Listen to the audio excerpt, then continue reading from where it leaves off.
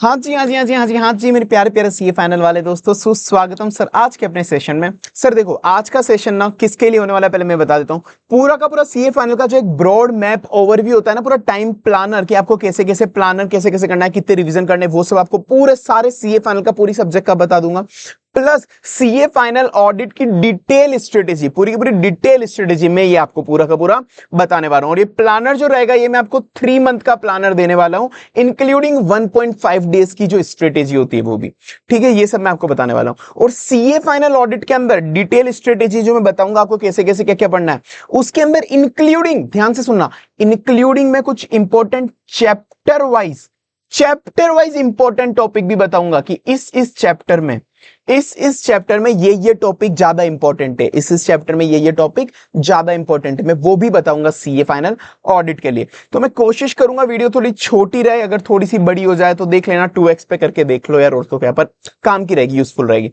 चलो सर आ जाइए, शुरू करते हैं अपन। ठीक है सर, चलो आ जाओ सर। और हाँ बेसिक सर, मेरा नाम है सीए हेमंत सोमानी, बस हाँ ठीक है, इतना ही, इतना इंट्रोडक्शन काफी ना, वीडियो पहले ही बड़ी होने वाली है। मेरा नाम है सी हेमंत सोमानी, ठीक है सर, इससे आगे अपन नहीं जाएंगे अभी। चलो आ जाओ। अभी अभी अभी अभी अभी, अभी पहले मैं आपको एक काम करता हूँ, वो जो 3 मंथ का प्लानर है ना, वो मैं आपको बताता हूँ। ये देखो, वैसे तो इसका स्क्रीनशॉट एक बार ले लो, अदरवाइज ना हमारा एक टेलीग्राम चैनल है मेंटरशिप प्रोग्राम का, जिसको नहीं पता, हमारा फ्री मेंटरशिप प्रोग्राम चल रहा है। तो उसमें आपको जो भी डाउट हो, कुछ भी हो, पूरा का पूरा गाइडेंस हम ही देते हो। वो लाइव इंटरेक्ट भी करते हैं, बार बार बीच बीच में सेशन कनेक्ट करते हैं, जूम वगैरह पे लाइव इंटरेक्ट करते हैं फ्री में। चाहे आप पीडब्ल्यू के स्टूडेंट हो या नहीं हो, आप उस मेंटरशिप प्रोग्राम को ज्वाइन कर सकते हो। उसका मैं लिंक में नीचे कमेंट सेक्शन में डलवा दूंगा, अगर मैं भूल जाऊं तो एक बार कमेंट कर देना, सर वो लिंक दे दो मेंटरशिप प्रोग्राम का। उसका टेलीग्राम चैनल भी है हमारा, है ना, तो मैं वहां पर भी ये शेयर करवा दूंगा। वैसे तो वहां पे ऑलरेडी शेयर हुआ है, अदरवाइज एक बार आप अभी चाहो तो स्क्रीनशॉट भी ले लो। सर देखो, मैं अगर 3 महीने का आपको प्लानर बताऊं एक बार ब्रॉड से फटाफट से, तो 3 महीने के प्लानर में आपको मिनिमम, अगर आप बोथ ग्रुप दे रहे हो, मिनिमम 2 फुल रिवीजन तो करने ही करने, 2 फुल रिवीजन प्लस एक स्मार्ट रिवीजन करना है। सर स्मार्ट रिवीजन क्या होता है, ये देखो, सबसे पहले तो आपको 2 फुल रिवीजन में ये करना है। First revision, second revision.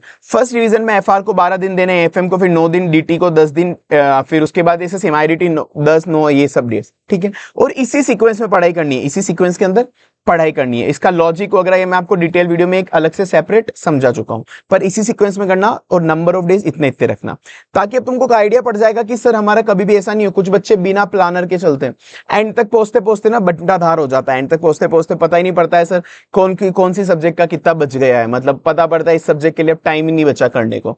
इसीलिए तो ये सर, ये तुमको इस हिसाब से करना है, इसको तो काट दो, ये इसका ध्यान रखना तुमको।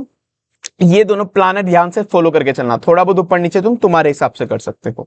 तो उसके बाद ये 2 रिवीजन तो तुमने फुल कर लिए। सर मैं थर्ड रिवीजन आपको बोलूंगा, स्मार्ट रिवीजन, थर्ड रिवीजन बोलूंगा स्मार्ट रिवीजन, की अब थर्ड रिवीजन करने के लिए पूरा टाइम नहीं बचा है, तो एक स्मार्ट रिवीजन और ले लो। स्मार्ट रिवीजन में क्या करना है सर, अपन को एक लो सब्जेक्ट और एसएमपी सब्जेक्ट रिवाइज करनी है। क्यों करनी है, क्योंकि सर आईबीएस के अंदर उसके अच्छे खासे क्वेश्चन पूछे जाते हैं। इस बार भी जितना मेरे को पता है, अभी मतलब मैं जितना पेपर देखा था याद आ रहा है, 32 मार्क्स के अप्रोक्स लो और आईबीएस से मिलाकर, लो और एसएमपी से मिला के आईबीएस में आ गया था। तो लो और एसएमपी को भी 2-2 दिन देके तुम पढ़ लेना, तुमको जो जमे खुद से पढ़ो, या यूट्यूब पे जो वीडियो देखो, तुमको जो अच्छा हो वैसा पढ़ लेना, पर इसको पढ़ना छोड़ना नहीं।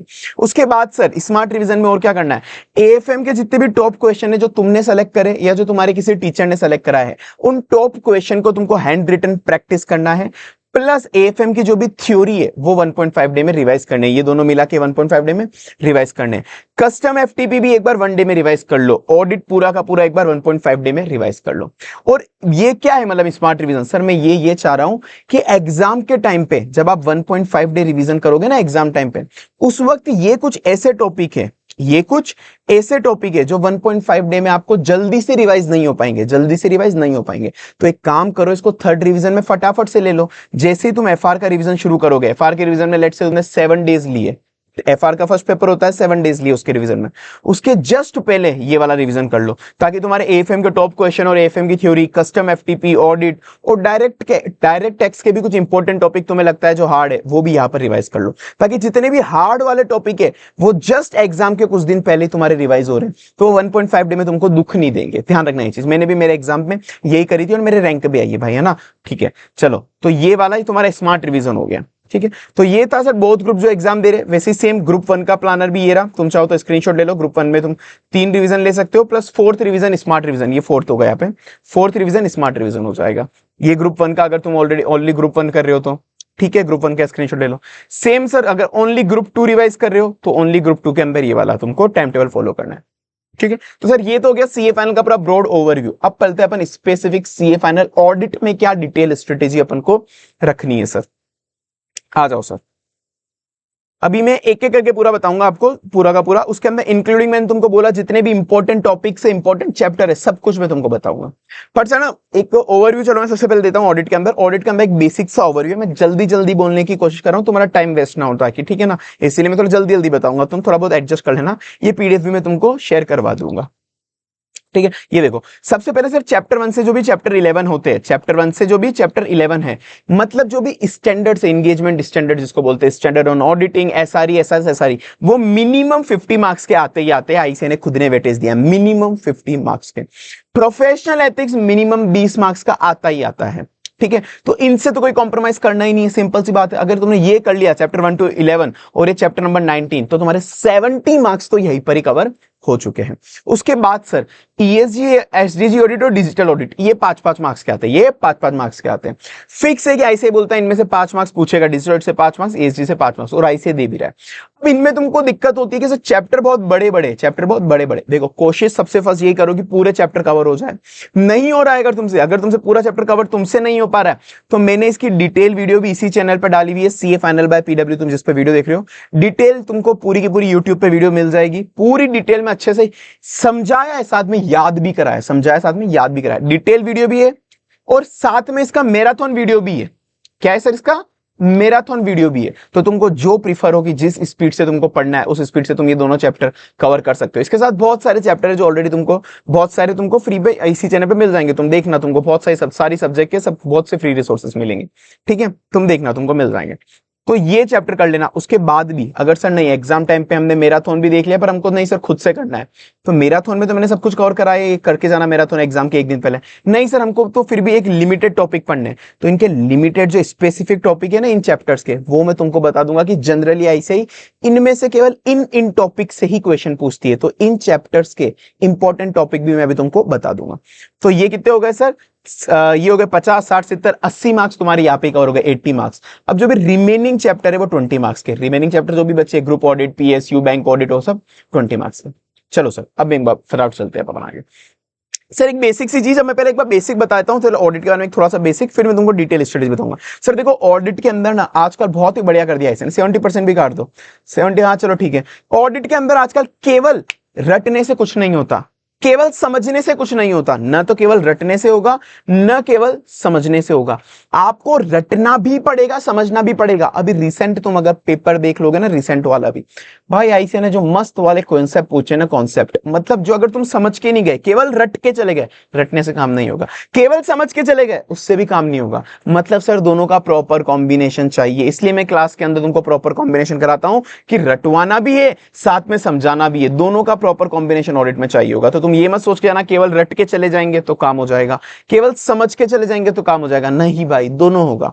ठीक है ना, दोनों होगा। और समझने से अच्छी चीज ये होगी सर 30 मार्क्स के एमसीक्यू तुम्हारे डायरेक्ट मिल जाएंगे। अगर तुम समझ के अच्छे से चले गए 30 मार्क्स तो डायरेक्ट आ गए एमसीक्यू में, इसीलिए समझने से कोई कॉम्प्रोमाइज नहीं। और रटना तो पड़ेगा सर, कॉम्प्रिहेंसिव क्वेश्चन भी केस स्टडी वाइज आते हैं, तो पहले समझना पड़ेगा कि कॉन्सेप्ट कैसे पूछा है उस केस स्टडी में, फिर लिखना एग्जैक्ट वही पड़ेगा जो आईसीआई बोलता है। ठीक है, तो ये होगा।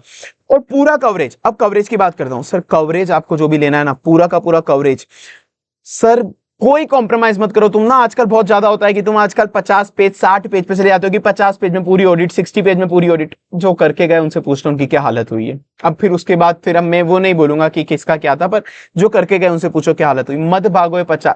ठीक है मैं मानता हूं 100% इतना पूरा ऐसे स्टडी मेट करना पॉसिबल नहीं होता, वो मैं मान रहा हूं। ठीक है, तो उसको थोड़ा ढंग के वे में तो समराइज देखो, 50, 60, 100 पेज से क्या हो जाएगा तुम्हारा, यार कुछ तो समझो। फिर बोलते हो सर आईसीआई ने मार्क्स नहीं दिए, पेपर हार्ड दे दिया। भाई तुम्हारी तैयारी सही नहीं थी, बुरा मत मानना, तुम्हारी तैयारी सही नहीं थी, पेपर हार्ड नहीं आया था। ठीक है, सब कुछ आईसीआई ने तो अपने मॉड्यूल से दिया था।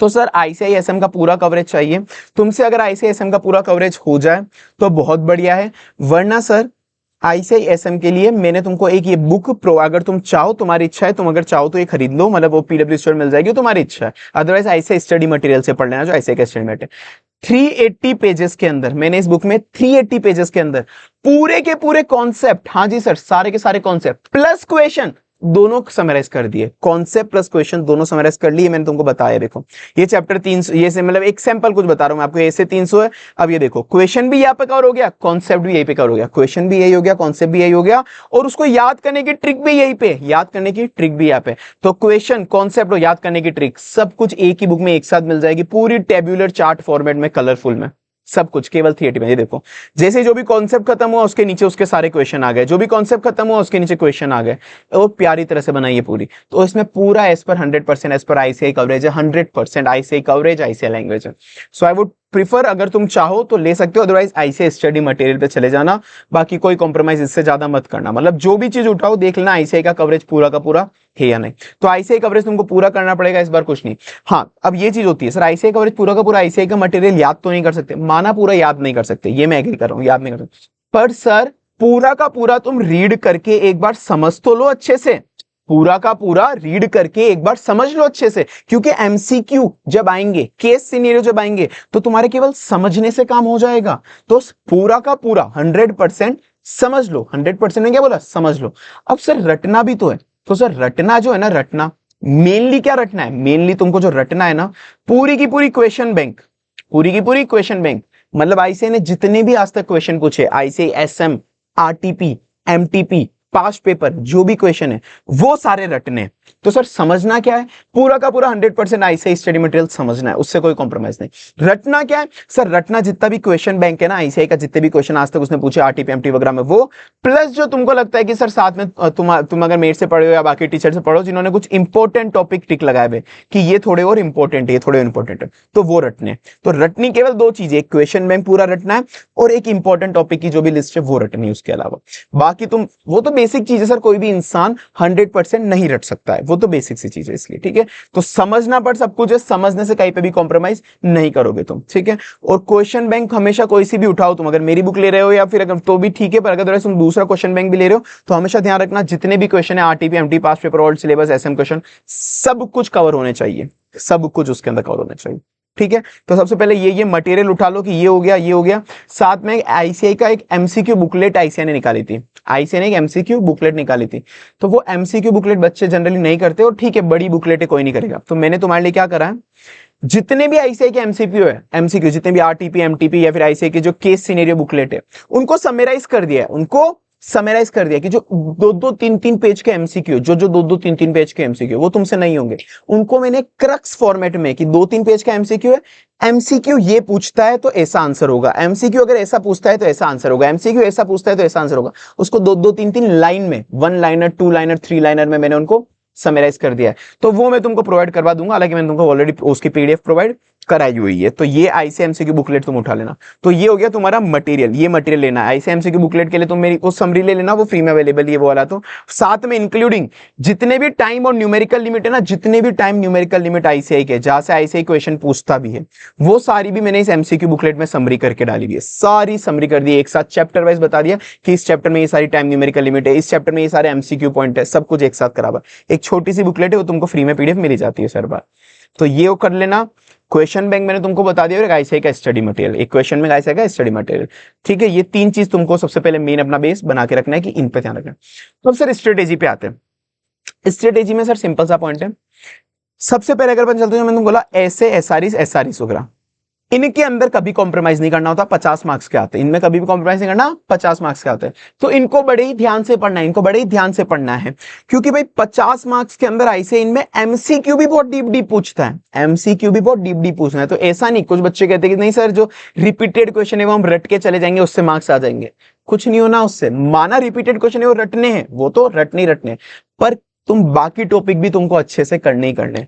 तो पूरे के पूरे स्टैंडर्ड्स ऑन राइटिंग इंपॉर्टेंट है, पर फिर भी सर मोस्ट इंपॉर्टेंट वाले कौन से, मोस्ट इंपॉर्टेंट वाले ये है SQC1, SA 220, 240, 250, ये पूरी लिस्ट है। इसके स्क्रीनशॉट ले लो, और ना मैं PDF भी तुमको शेयर करवा दूंगा, ठीक है ना, ये PDF में तुमको शेयर करा दूंगा, अदरवाइज इसका स्क्रीनशॉट ले लो एक। ठीक है, तो ये देख लो एक बार, इसका स्क्रीनशॉट एक बार लेके रख लो। तो ये मोस्ट इंपोर्टेंट वाले, इन पे तो मतलब सबसे ज्यादा फोकस करना ही करना है। साथ में अब दिक्कत ये है कि आईसीआई का इंपॉर्टेंट एक प्रोनाउंसमेंट जो आता है, आईसीआई क्या बोलता है कि आईसीआई ने एक प्रोनाउंसमेंट रिलीज करा हुआ है, शायद 600 से 800 पेजेस का है। तो वो आईसीआई क्या बोलता है कि हमारा कि उन्होंने जो आईसीआई का स्टडी मटेरियल है उसमें उन्होंने सारे स्टैंडर्ड्स ऑन ऑडिटिंग डिटेल में कवर नहीं करे। तो वो बोलता है कि डिटेल में कवर करने के लिए तुम हमारा प्रोनाउंसमेंट रेफर कर लो, तुम हमारा प्रोनाउंसमेंट रेफर कर लो। और आईसीआई से क्वेश्चन पूछ भी लेता है, ऐसे क्वेश्चन पूछ भी लेता है। तो एग्री 600 से 800 पेज कभी कवर नहीं हो सकते, प्रोनाउंसमेंट के कितना भी पूछ ले। इसलिए इस प्रोनाउंसमेंट के भी जितने भी इंपॉर्टेंट टॉपिक थे ना, वो भी मैंने उधर से उठा के अपनी बुक के अंदर डाल दिए। तो अगर तुम मेरी बुक से पढ़ोगे तो प्रोनाउंसमेंट के इंपॉर्टेंट टॉपिक भी कवर हो जाएंगे, अदरवाइज तुम अब देखना कि कैसे कवर कर सकते हो अदरवाइज। ठीक है, तो ये है सबसे पहले स्टैंडर्ड राइटिंग। तो इसको तुमको सेम वोकाबुलरी कॉन्सेप्ट रखना है कि सारी की सारी चीजें पढ़नी और समझनी अच्छे से। 100% बोला मैं, इसके अंदर 100% पढ़ना और समझना है, प्लस याद क्या करना है सर, रटना। वही है कि सर जो जितने भी क्वेश्चन आज तक आए हुए आरटीपी एमटीपी वाले, वो रट लेना, मतलब क्वेश्चन बैंक जितना भी वो रट लेना, और जो भी इंपॉर्टेंट टॉपिक है उसके अलावा वो रट लेना। बाकी सब कुछ समझ के चलना, क्योंकि ऐसे इसमें अंडरस्टैंडिंग वाली चीजें ज्यादा पूछता है।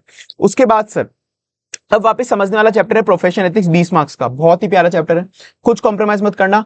इसका भी 100% कवरेज चाहिए, इसका भी 100% कवरेज चाहिए कि प्रोफेशनल एथिक्स को भी बिल्कुल 1% एक भी टॉपिक स्किप मत करना, ऐसे कैसे भी क्वेश्चन पूछ लेते हैं। और बहुत इंपॉर्टेंट और बहुत ही स्कोरिंग है, ये बहुत ज्यादा स्कोरिंग है, तो इसलिए इससे कॉम्प्रोमाइज मत करो, इसमें मार्क्स अच्छे से आ जाएंगे। सब कुछ अच्छे से समझो, इसमें याद करने वाला कुछ भी नहीं है। इस चैप्टर की पूरी अप्रोच रखनी है प्रोफेशनल एथिक्स की, इंक्लूडिंग कारो 2020, इंक्लूडिंग कारो 2020। इनको अच्छे से पूरा का पूरा समझो, इसमें याद करने वाला एज सच ज्यादा नहीं है, तो इसको पूरा प्यार से तुम समझ लो। प्रोफेशनल एथिक्स की भी और कारो 2020 की भी तुमको पूरी वीडियो यूट्यूब पे मेरे मिल जाएगी, तुम चाहो तो यूट्यूब पे वो देख सकते हो, तुम्हारा वैसे भी कवरेज आराम से हो जाएगा। इंक्लूडिंग ऐसे 800 की जो सीरीज ऐसे 800 ऐसे ही एसआरएस एसआरई, ऐसे 800 ऐसे ही एसआरएस, इसकी भी तुमको यूट्यूब पे सीरीज मिल जाएगी, तुम वो भी देख सकते हो। मैंने उसमें टिक भी कराया कि ये वाले इंपॉर्टेंट टॉपिक है, कि तुम एग्जाम टाइम पे ये सारे नहीं कर पाओगे, तो उसमें इंपॉर्टेंट वाले टॉपिक जो है मैंने टिक कराया। हालांकि वो इंपॉर्टेंट टॉपिक मैं तुम्हें अभी भी बताऊंगा वीडियो के बाद में कि कौन से वाले चैप्टर में कौन सा इंपॉर्टेंट टॉपिक है। ठीक है, बाकी मैंने वीडियो में भी बताया कि पूरा का पूरा एक बार पढ़ा लिया, उसके बाद बता दिया कि फाइनली ये इंपॉर्टेंट है। तो प्रोफेशनल एथिक्स को तुमको 100% समझना है, ठीक है ना, बिल्कुल अच्छे से करना है, कोई भी एक भी टॉपिक इसका स्किप नहीं होना चाहिए, इंक्लूडिंग कारो 2020। ये दिया गया, इनमें ज्यादा याद करने लायक कुछ नहीं है, पर इन दोनों के क्लोज नंबर याद करके चलने। प्रोफेशनल एथिक्स और कारो में ऐसा याद करने वाला कुछ नहीं है, पर क्लोज नंबर तुमको याद करने, क्लोज नंबर के मार्क्स होते हैं। क्लोज नंबर अगर तुमको याद हो रहे खुद से तो बहुत बढ़िया, अदरवाइज सर मैंने बहुत चीजें तुमको फ्री में दे रखी है, क्लोज नंबर भी मैंने याद कराया है। क्लोज नंबर याद करने की वीडियो सर कौन सी है, तुम इसी चैनल पे तुमको मिल जाएगी, अगर नहीं मिल रही है ऐसे डायरेक्ट तो सर्च करना tricky points marathon, tricky points marathon, CA Hemant Somani, CA Hemant Somani, tricky points marathon C Hemant Somani. वो मैराथन तो तुम पूरे देख लेना, मजा आ जाएगा, जितने भी ऑडिट के सारे इंटरलिंकिंग वाले पॉइंट है, सारे कंफ्यूजिंग पॉइंट है, सब कुछ मैंने उसमें समराइज करा दिए थे 2 से 3 घंटे में, सब कुछ जितने भी ऑडिट के इंपॉर्टेंट और ट्रिकी पॉइंट्स है सब। पर उसमें मैंने टाइम स्टैंप दी हुई है, उस टाइम स्टैंप में मैंने बताया था, मतलब बता रखा है कि प्रोफेशनल एथिक्स और कारो 2020 के क्लोज नंबर किस टाइम पे मैंने याद करा है, तो तुम चाहो तो वो डायरेक्ट उससे याद कर लेना, तुमको हो जाएगा। ठीक है सर। फिर उसके बाद 2 नए चैप्टर जो आईसीए ने, मतलब नए, अब तो नए नहीं रहे, पहले नए थे, digital audit, ESG SDG audit. ICA इनसे क्वेश्चन पूछ रहा है अच्छे खासे, मतलब 5-5 मार्क्स तो फिक्स ही है। अब दिक्कत पता है क्या है, बहुत बड़े बड़े चैप्टर है, चलो ईएसजी एसडीजी तो हो भी जाता है फिर भी, पर डिजिटल ऑडिट तो बहुत बड़ा है, तो बच्चे कहीं ना कहीं रहते हैं कि सर इतना बड़ा नहीं हो पाता। मैं एग्री कर रहा हूँ, नहीं हो पाएगा, तुम चाहो तो मेरी यूट्यूब वीडियो से कवर कर लो, मैराथन भी है, डिटेल वीडियो भी चाहो तो कवर कर लो, पर फिर भी कुछ बच्चों को आता है सर इतना बड़ा नहीं हैंडल हो पा रहा। मैंने याद भी करा है, समझाने के साथ याद भी करा है, फिर भी इन दोनों के जो इंपॉर्टेंट टॉपिक है ना वह मैं तुमको बता दूंगा कि अगर एग्जाम टाइम पे, मतलब एसडीजी एसजी तो फिर भी तुम पूरा कर ही लोगे, पर डिजिटल ऑडिट अगर एग्जाम टाइम पे तुम गलती से पूरा नहीं कर पा रहे हो, तो मैं तुमको इंपॉर्टेंट टॉपिक की अभी लिस्ट बता दूंगा, तो ये वाले टॉपिक तो याद से करके ही करके जाना इस, ठीक है। मोस्टली वैसे आते और कैसे नहीं आते, पर ना सर आईसीए इनमें से आईबीएस चैप्टर में, आईबीएस जो तुम्हारा पेपर है ना, उसमें भी अच्छे खासे क्वेश्चन पूछे थे इस बार डिजिटल ऑडिट से, इसीलिए भाई मैं बोल रहा हूं, इसलिए थोड़ा करके तो जाना ही पड़ेगा। ठीक है सर। और सर ये हो गई अपने मेनली ये सारे इंपॉर्टेंट टॉपिक, इंपॉर्टेंट चैप्टर। अब सर इसके अलावा जितने भी टॉपिक है ना, इसके अलावा जितने भी हो गए, बैंक ऑडिट, पीएसयू वगैरह और पीएसयू ऑडिट वगैरह, बैंक ऑडिट वगैरह जनरली 6 से 10 मार्क्स से आता है, बैंक और एनबीएफसी मिला के, बैंक और एनबीएफसी मिला के 6 से 10 मार्क्स का आता है। तो bank audit NBFC audit mainly याद करने वाला है, पर जो एनबीएफसी ऑडिट के अंदर वो टायर 1 टायर 2 का अमेंडमेंट आया था ना, टायर 1 एंड टायर 2 कैपिटल, वो बहुत इंपॉर्टेंट है, उससे क्वेश्चन न्यूमेरिकल आने अच्छे खासे चांसेस, अभी भी आए थे और वापस आने के चांसेस है। बैंक ऑडिट के अंदर भी जो एक सीआरआर एसएलआर वाला नहीं है, सीआरआर एसएलआर रिक्वायरमेंट कैसे चेक करना है ऑडिटर को, उसमें बहुत सारे पॉइंट है, क्या इंक्लूड होता है सीआरआर एसएलआर में, क्या एक्सक्लूड होता है, वो बहुत ज्यादा इंपॉर्टेंट टॉपिक है, वो याद से करके आना। तो ये तो मोस्ट इंपॉर्टेंट में डाल दो बैंक और एनबीएफसी ऑडिट के, 6 से 10 मार्क्स में आ ही जाएंगे ये वाले टॉपिक, तो अच्छे खासे आने। और इनमें क्वेश्चन बैंक, मैंने कहा क्वेश्चन बैंक तुमको याद करना ही करना है, मेनली क्वेश्चन बैंक याद करना और बाकी चीजें रीड कर लेना, बाकी चीजें रीड कर लेना, ठीक है। बाकी ये हो गया due diligence, forensic audit, investigation, इन तीनों को मिला के एक 5 मार्क्स का क्वेश्चन आएगा, तीनों को मिला के एक 5 मार्क्स का क्वेश्चन आता है, ठीक है। और बैंक और एनबीएफसी मिला के 6 से 10 मार्क्स का आता है। डन सर, ये एक बेसिक ओवरव्यू था। अब मैं तुमको बताता हूँ मोस्ट इंपॉर्टेंट टॉपिक तुम्हारे क्या रहने वाले। सर ये देखो, इसका स्क्रीनशॉट ले लो। सबसे पहले तो मोस्ट इंपॉर्टेंट चैप्टर कौन से और टॉपिक कौन से, फिर मैं भी टॉपिक वाइज पाऊंगा। मैंने बता दिया सारे स्टैंडर्ड्स और ऑडिटिंग सब कुछ इंपॉर्टेंट है, पर मोस्ट इंपॉर्टेंट में ये वाले, मोस्ट इंपॉर्टेंट में ये वाले। उसमें से भी जो SQC1 A से 220 है, इनमें से 5 मार्क्स का एक जनरल क्वेश्चन आ जाता है इन जनरल। A से 700 की सीरीज से भी एक 5 मार्क्स का जनरली आ ही जाता है, और A से 800 SI SRS मिला के जनरली 10 से 15 मार्क्स के क्वेश्चन आजकल आने लग गए। उनमें से भी SRE कंपैरेटिवली लेस इंपॉर्टेंट है, पर ICAI का कोई भरोसा नहीं, SRE से भी अच्छे खासे क्वेश्चन दे ही देता है। तो ये है गए सबसे मोस्ट इंपॉर्टेंट वाले स्टैंडर्ड्स ऑन ऑडिटिंग। हालांकि इनके अलावा भी बाकी वाले सारे अच्छे से करने हैं, पर इनको और ज्यादा अच्छे से करना। फिर प्रोफेशन एथिक्स में मैंने बता दिया 20 मार्क्स, उसमें सब कुछ करना है, शेड्यूल, काउंसिल की गाइडलाइन, स्टार्टिंग सेक्शन, सब कुछ अच्छे से करना है। कारो 2020 5 मार्क्स का आ जाता है। ESG SDG ऑडिट 5 मार्क्स का, डिजिटल ऑडिट भी 5 मार्क्स का, जो एंड में कर लेना, जितना टाइम मिले उसको दे देना। बैंक एनबीएफसी ऑडिट 6 से 10 मार्क्स का मैंने बोला। PSU ग्रुप ऑडिट मिला के 5 से 8 मार्क्स का आ जाता है। ड्यू डिलिजेंस, फोरेंसिक अकाउंटिंग और इन्वेस्टिगेशन, इनमें तीनों में से एक आएगा 5 मार्क्स का, और इनमें तुमको टॉपिक टिक करा दिए थे। इसकी मैं तुमको यूट्यूब वीडियो मिल जाएगी, यूट्यूब वीडियो है मेरी, मैंने उनको बताया है कि इंपॉर्टेंट टॉपिक यही वाले वो कर लेना, और फिर इंटरनल ऑडिट कर लेना। सबसे लेस इंपॉर्टेंट टॉपिक होता है, सबसे लेस, जो एक चैप्टर 4 का नहीं है, चैप्टर 4 का, ये तो है सारे इंपॉर्टेंट टॉपिक, जो सबसे लेस इंपॉर्टेंट हो, लेस कि उसको छोड़ दो तो भी ठीक है, पर एक बार रीड मार के चले जाना।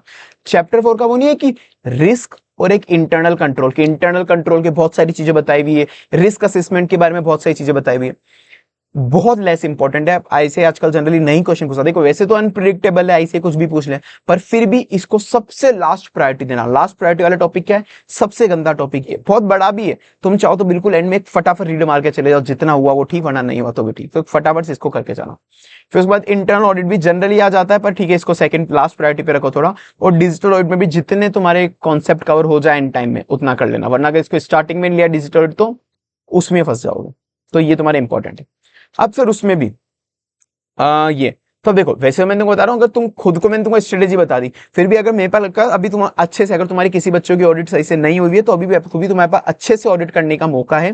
सर ना, हमारा वैसे भी बैच, यूट्यूब पे तुमको बहुत सारी फ्री वीडियोस मिल जाएगी, तुम देखोगे यूट्यूब पे बहुत सारी फ्री सीरीज चलती रहती है हमारी सारी सब्जेक्ट की, ऑडिट की भी तुमको बहुत अच्छी खासी फ्री सीरीज मिल जाएगी, उसमें सब कुछ मैंने समझाया भी, याद भी करा है।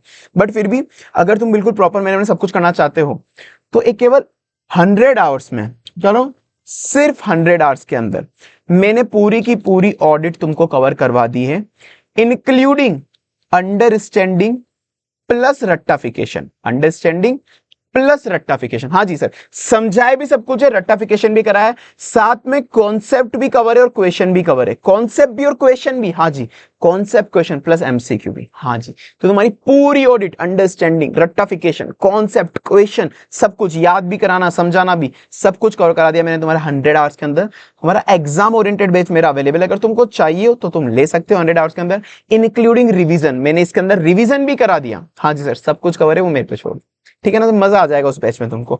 एग्जाम ओरिएंटेड बैच अगर तुमको चाहिए तो ले सकते हो, अभी लोवेस्ट पॉसिबल कॉस्ट पे वैसे भी मिल रहा है, अभी तुम एक बार चेक कर लेना, क्योंकि अगर तुम अभी वैसे भी 2 जून के पहले लोगे तो अभी वैसे भी डिस्काउंटेड प्राइस चल रहा है, उसके बाद भी वैसे भी बहुत नॉमिनल कॉस्ट पे ही है, तो बहुत नॉमिनल कॉस्ट पे अवेलेबल। तुम चाहो तो एक बार PW की वेबसाइट चेक कर सकते हो, तुम्हारी इच्छा लेना हो तो तुम देख लेना ये वाला, ठीक है ना। बाकी इसके अंदर सब कुछ अच्छे से कवर करा दिया था मैंने। इसके अंदर तुमको कलरफुल हार्ड कॉपी जो मैं तुमको बुक की बताई वो भी मिल जाएगी, ताकि तुम्हारे क्वेश्चन और कॉन्सेप्ट एक साथ कवर होते रहे, वो सब कुछ। चलो सर आ जाओ। उसके बाद सर ये मोस्ट इंपॉर्टेंट टॉपिक एक बार स्क्रीनशॉट लेते रहना, वरना मैं PDF भी शेयर करवाई दूंगा। मोस्ट इंपॉर्टेंट टॉपिक ऐसे 800 SI SRS SRE, क्योंकि इनके अंदर बच्चों को कहीं ना कहीं रहता है कंफ्यूजन कि सर ना, मतलब बहुत सारे टॉपिक है, अरे पर ये बहुत इजी है, इनके अंदर कुछ ही टॉपिक है जो जिससे क्वेश्चन पूछ सकते हैं, तो वो सारे टॉपिक मैंने तुमको बता दिए। ये देखो, साथ में मैंने एक PDF भी तुमको शेयर कराई हुई है, तुमको पता होगा ऑलरेडी, एक PDF भी शेयर कराई हुई है मैंने तुमको, कि जितने भी SI SRS SRE जितने भी इंक्लूडिंग ऐसे 800 जितने भी इंपॉर्टेंट टॉपिक है उसको चार्ट वाइज मैंने कंपेयर करके बता दिया था, पूरा चार्ट वाइज कंपेयर कर दिया था। वो तुमको मिल जाएगा, जो मैंने नहीं बोला था tricky marathon video, tricky marathon by C Hemant Somani, उसमें चार्ट वाइज मैंने पूरा डिटेल में बता दिया कि जितने भी इंपॉर्टेंट टॉपिक है सारे ऐसे ऐसे उनको चार्ट वाइज कंपेयर कर दिया, तो तुम्हारे सारे कंफ्यूजन वहां से हट जाते हैं वैसे जनरली।